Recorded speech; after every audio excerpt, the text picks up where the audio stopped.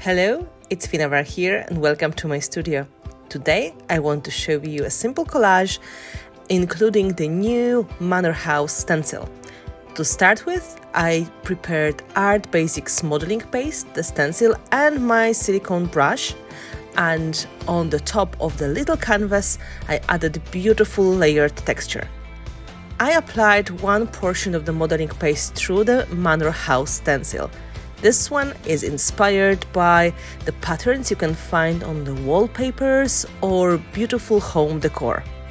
Once I remove the stencil, the pattern is clearly seen, and after drying with the heat gun, it is ready to build the composition on the top of my canvas. For gluing down my elements, I use Art Basics Heavy Body Gel. I took a small bunch of the gears and beautiful frame, and of course I've got a photo that is going to be the focal point of my composition. Most of the embellishments you can see, they are made using resin in one of my silicone molds. There is combination of multiple designs used to make the project more interesting, but in the end it is all about a collection of bigger and smaller sizes, different shapes and inspiring details. Every time when I put a portion of the heavy body gel on my element, there's always a little bit extra, and this is okay, I can always clean it off later. So I start my gluing, and then bit by bit the composition gets bigger.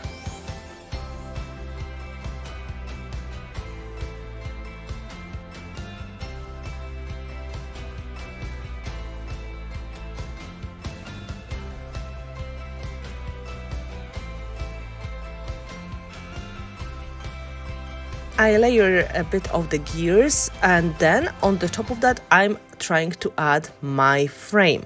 To make it easier, I will use a piece of cardboard to support it in another spot.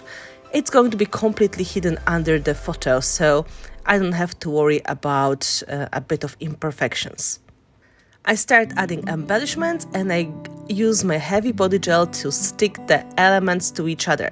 Now my frame is sitting on the top of the other elements. I continue my work with other embellishments, mostly flowers, and every time when I have too much of the heavy body gel, I remove the excess with the brush. I keep the image on the side of my project, so it's easy for me to check how the composition is coming together. This way I know how much space I've got left.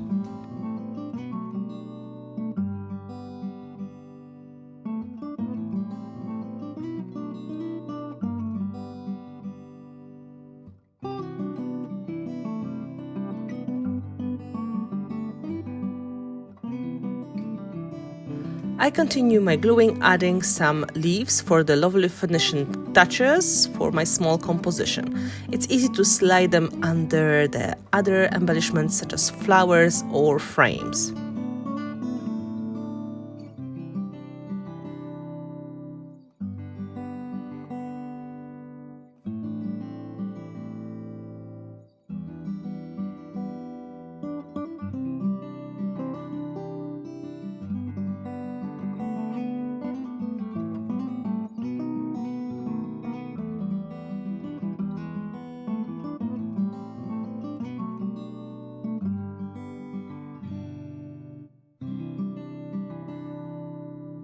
Next, I dry everything completely using my heat gun. Of course, you can let it dry naturally as well. Once the elements are not moving, we can start priming them using Art Basics White Gesso. The point of using Gesso is to make all of the elements easy to paint on and to give them neutral color finish, which in some cases may be very important. I put a coat of Gesso and then I dry it completely using my heat gun. Then I can add extra touches. And for this step, I use Art Basics Soft Gloss Gel. I take a small brush and apply a portion of the gel in selected places. I mostly try to put it in the corners and in the spaces close to the embellishments. I want to sprinkle my art ingredients mini art stones in that parts of the project. They give me beautiful white texture and they're very lightweight. This texture will look just amazing once the paint is going to go on the top of my composition. Again, I dry everything completely and it is time to start painting.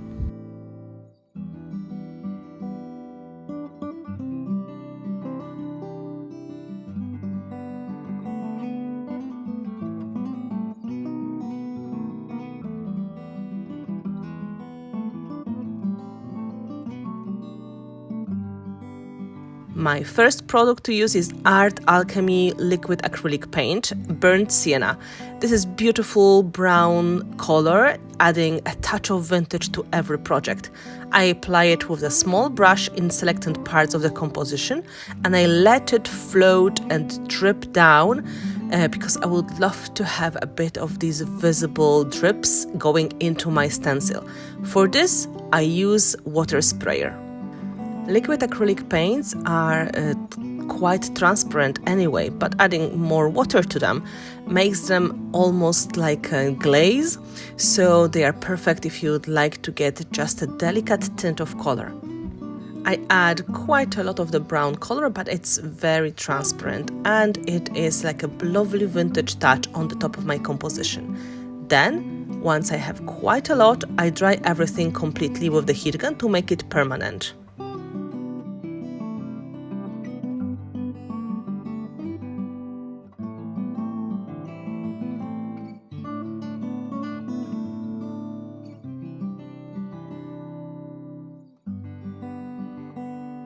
Next color of my choice is liquid acrylics purple, which is very strong, and I use it just a little bit in the selected parts, a little bit overlapping my browns. This is going to be the second color of my project. I use purple in a similar manner, watering it down and letting it drip, and to add a little bit of extra color in the selected parts of the composition. As before, I used a small brush and water bottle sprayer. When working with this technique, it's important to let the first paint dry before you apply the second one, so you avoid paints mixing together. It may be not very bad if the colors are corresponding ones, but it may be very muddy if you pick contrasting colors. So to keep it safe, dry the first paint and then apply the second one. You can see there's a lot of water, so it is very, very important all the elements are really glued down before applying the paints. If they are not, they may come off and this is rather disappointing.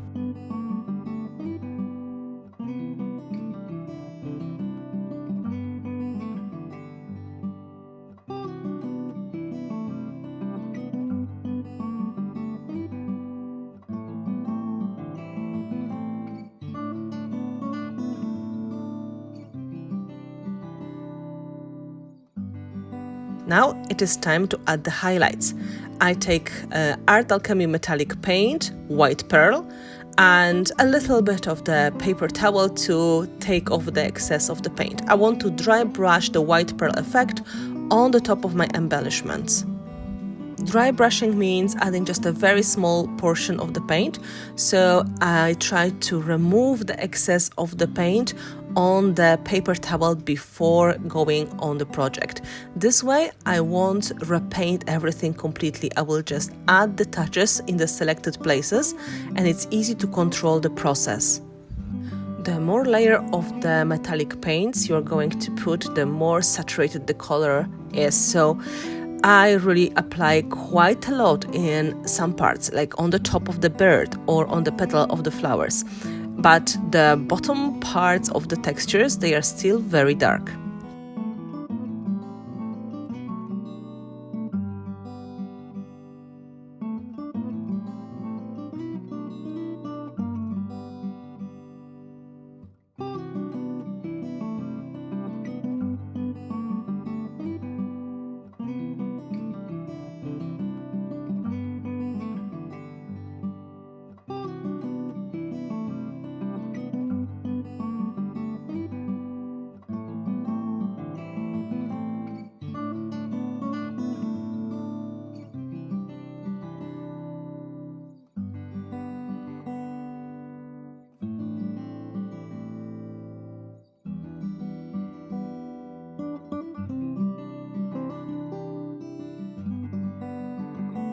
Once I'm happy with the white pearl, I work with a little bit extra of the brown, and I added in the selected parts to make my shadows a little bit darker and deeper.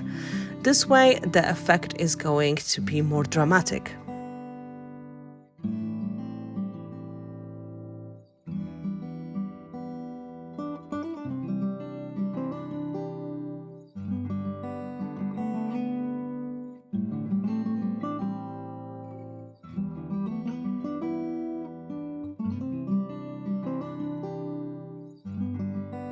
After I'm done with painting, I water down a little bit of my burnt sienna brown paint, and I add tiny bits of splatters in the composition. I just hit my brush with the scissors to get lovely tiny dots, and this way I add very nice effect to my background. I dry everything completely, and now I've got really beautiful collage with clearly visible stencil image. All the paint just made it look absolutely beautiful, and modeling paste, which is white after drying, keeps it clearly visible, and it's like embossed effect. So now it is really stunning, and I can add my photo to finish the composition. I just take a bit of the cardboard pieces and I stick them in the middle of the frame to make it easier for me to put the photo in the right place. And then I use double-sided foam tape to stick it on the top of my frame. And that was the last step. Very simple techniques, but very effective look. I hope you enjoyed that, and I hope you are inspired to use the new Manor House stencils and liquid acrylics and metallic paints. Thank you so much for watching.